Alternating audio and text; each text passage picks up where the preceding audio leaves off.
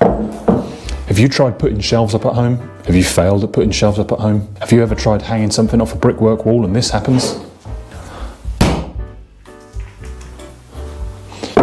Then this episode's for you, because in today's episode, I'm going to demonstrate how to fix a wonderful kitchen unit on this wall and make sure it is load bearing. If that's something you like, smash subscribe, smash the like button and stay tuned as I demonstrate how you can hang stuff on the wall like this. See you in the next one. Peace. Welcome back, YouTube. In today's episode, I'm going to demonstrate how you guys can fix to this wonderful plasterboard wall. Right then guys, so first things first, we need to be aware that around about 150 mil down, we've probably got cables. So I'm going to come 150 down, 450. And today, guys, I'm going to make a big effort on just using tools that you guys have at home, rather than showing you all these fancy different ways and doing all these fancy different moves. So there's that there. So if I now get that and ping that level with my level, there's one mark. I now want to do an upright mark. So I'm going to come out to here. No, I'm not. I'm going to come just inside of that because I don't actually need to come all the way out. So yeah, and then lining back up on this mark, making sure I'm level. And as I said before, guys, in today's episode of fitting this on the wall, I'm going to use exactly what you guys have at home, like a pencil, a tape. I hope you've got a level. If not, mark 150 one end, or mark your measurement one end and mark your measurement the other end, and just somehow put a straight edge in between those. If you don't have a level, I'd be a little bit worried if you're doing DIY and you don't own a level. Anyway, and then this is a pad saw. This was from the receipt. A couple of quid from Screwfix. I will drop the link below. And by using this, we're just going to be safe. If there's power cables behind there, here's something I'd recommend doing first. If you know you've got power cables in that wall, or you think, or you want to know, be very careful, because you don't want to damage them, you don't want to nip them, you just gently want to break a hole, basically. So consider, look down your wall, whether there's any sockets, look up, check the rooms above your house, check the other side in the other room on your walls, just to make sure there's no plumbing, there's no electrics, there's no like CCTV cable, no TV aerial cable, no nothing around. Always check both sides of the wall so that you can be pretty confident that there's going to be nothing there. And then once you know there's nothing there, still proceed with caution, because these things will not take prisoners. They will take a chunk out of cable. If you're able to, without making too much mess, I would highly recommend gently, again gently, because if there is pipes behind there, you don't want to make a lot of mess. You want to be real careful, real gentle. And what you want to do is you just want to go, and then you can have a quick look and have a feel and see if there's anything in there that you need to be careful of. Something else to consider, safety is important. So this is a Werner, top of the range, hop up. Don't recommend working off ladders, guys. A hop up is not much safer, but a little bit safer, in my opinion. Not factual. You guys can interpret your own opinion. If you'd prefer to work off steps, then work off steps. But as a man that's in the trade, I would prefer, and I would highly recommend you working off a platform so that if you wobble or fall, you can jump out the way. If you wobble on steps, you can't jump out the way at the rate of gravity heading towards the floor, and you're landing on whatever you put out first. All right, let me set this hop up quick. And then once you've knocked a hole, and you can check this out, have a little feel around. Okay, so I've got a stud there, and I can quite clearly see right here I've got a stud.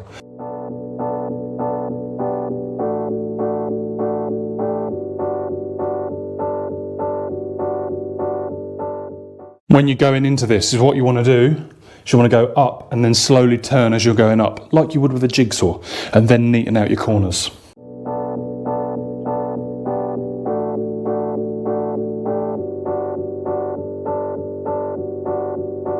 You see that cable? If I wanted to, and that started chafing at that cable, boom, and I would fry like something out of Home Alone.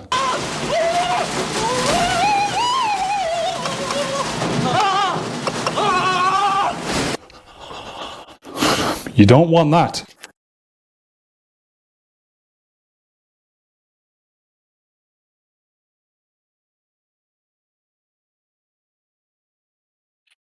If that falls in, not ideal, but it's not the end of the world.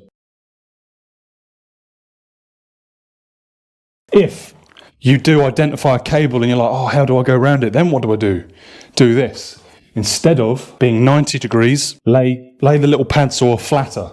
So that basically, instead of you being bosh, bosh, bosh, bosh, bosh, if you lay it flatter, you're only doing that, but you're still cutting with this same amount of surface area. And also, in fairness, thinking about it now, because this is the kind of stuff that YouTube teaches me, and you guys equally teach me, is I have to think of these videos as I go along. So thinking about it, if you can't look into your wall or identify anything, or you're nervous, or you're worried, then I would take a flat approach regardless.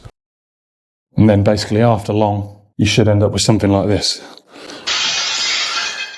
Look at that. That is going down there to that socket. Does it come back up? No. I think it stays down and it goes under that window and then it goes back across.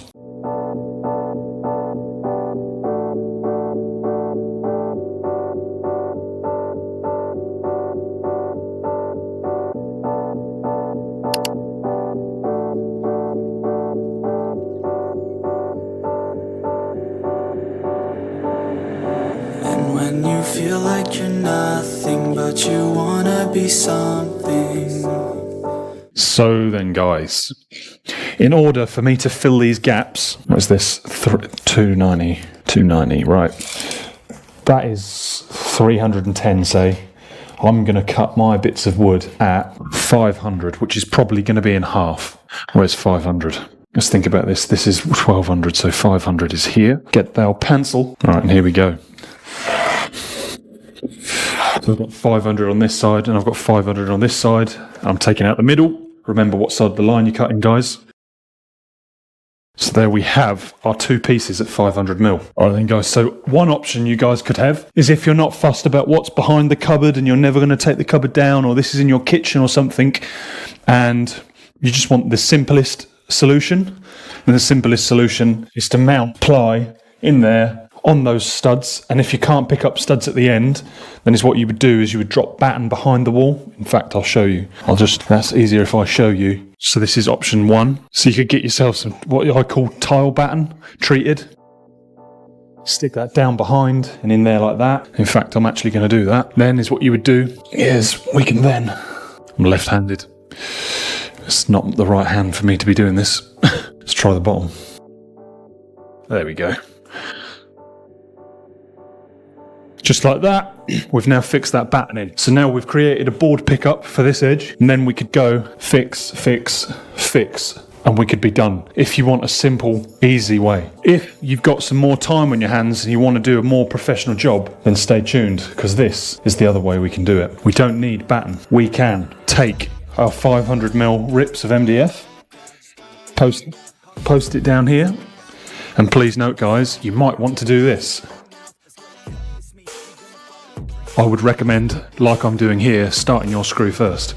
Trying to explain this with you guys on the left side of me is proper backwards for me, so apologies there. Right, now with that screw on there, we are now free to hold this wherever we feel. Let me see if I can change hands. If I can change hands and you guys can, well, you guys can't see then, can you? I'm going to have to do this cack-handed.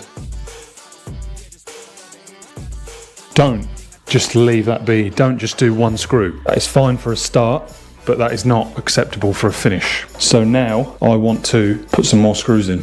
So we are using drywall screws. Why are we using drywall screws? We're using these black drywall screws because plaster likes to eat away at things. It will make things rust. So that's why we don't use normal steel screws.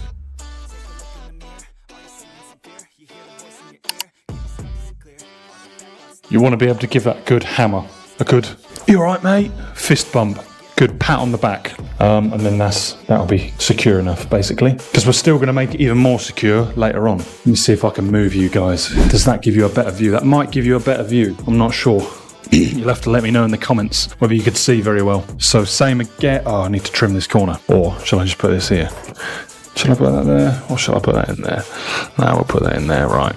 I'm now going to mark by offering up the thickness of my stud.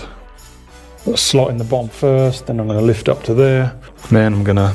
Alright, here we go. This is so hard. Oh, I'm not going to lie to you guys, this is definitely difficult. Alright, that's there. And I can get these screws now then, and just put the rest of these up the top here and elsewhere.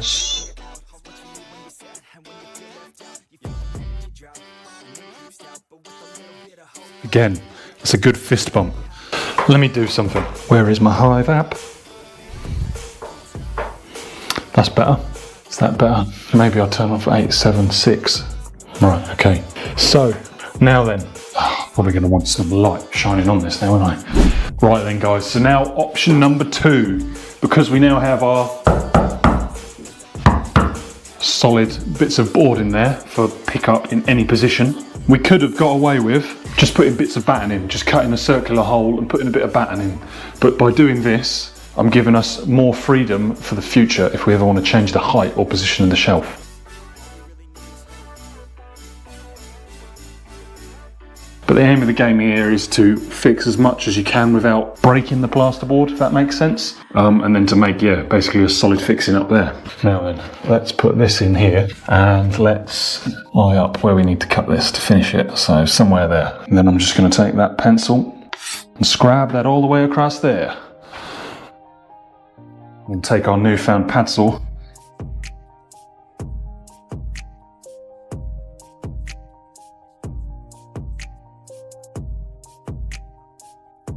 Could have to trim this down here. I'm not going to lie, Screwfix. I only brought this off my good local team at Ely this afternoon, and this little 150mm pad saw is actually brilliant. You've done a good job there, Screwfix. Right, now that is very, very loosely and roughly cut to size. Now, bearing in mind that we want to be fixing high along here, I'm going to avoid fixing in that area. But we still do need to make sure we securely fix it.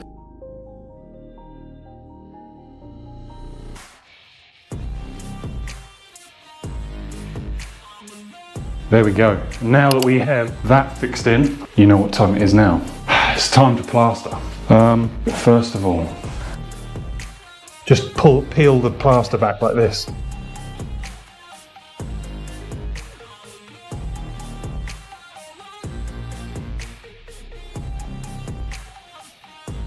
Scuff this up a bit. Right then, guys. If you end up with gaps like this, the best thing you can do with this is fill them with foam.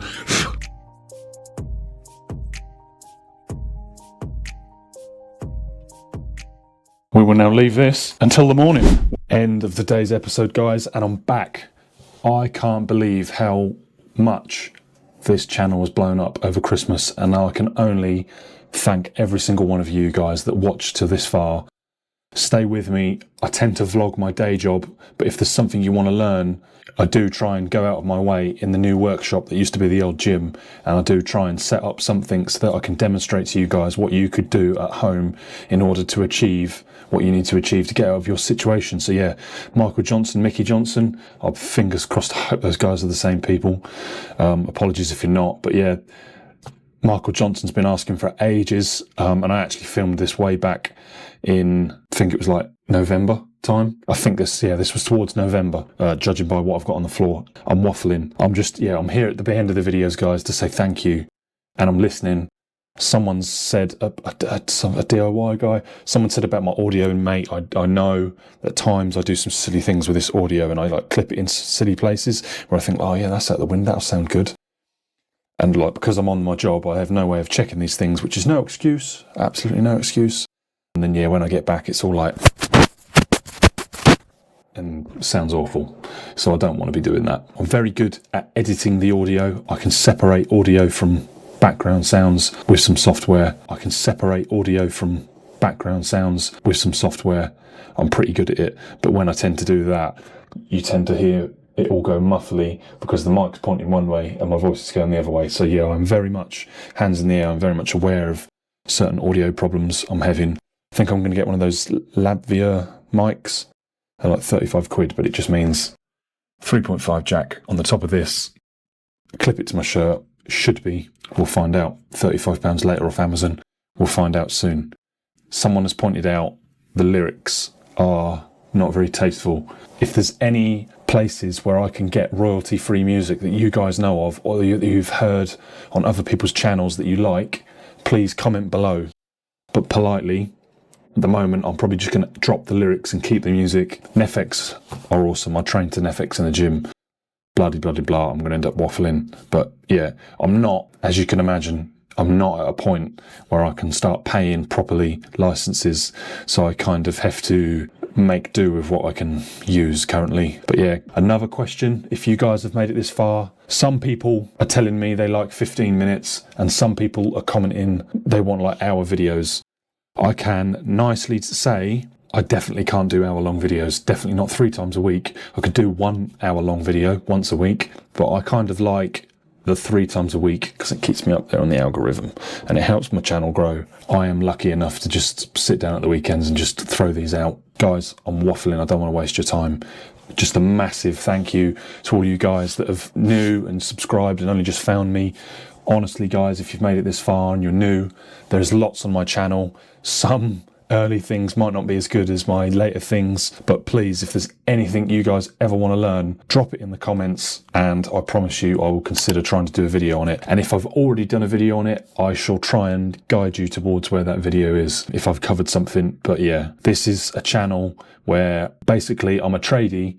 I don't want to be called up to be doing the small DIY jobs. I want extensions. I want big jobs. Nicely, the work that keeps me going for a day, the work that's politely worthwhile my time. And the reward is, if you guys want to learn it and you're happy to do your own DIY, I'm more than happy to educate you so that you can go forth and do it. And I even put some of my trade tips on here. Like, honestly, if I can make a career on YouTube, I will show you everything and anything other than gas, plumbing and electrics, because I'm not qualified to be doing that. As much as I could, I'm not qualified. I don't have an AM2, end of. And I'm not gas safe registered. I could possibly talk about it, but I definitely can't be showing you how to do it. But yeah, I'm waffling, guys. Happy New Year. Hope you had a Merry Christmas. We've all got to go back to work now, haven't we? Yeah, I don't know what else to say, guys. Just thank you so much. Bear with me. And yeah, if there's something you guys want to learn, drop your thoughts below. See you in the next ones, guys. Peace. Bye-bye.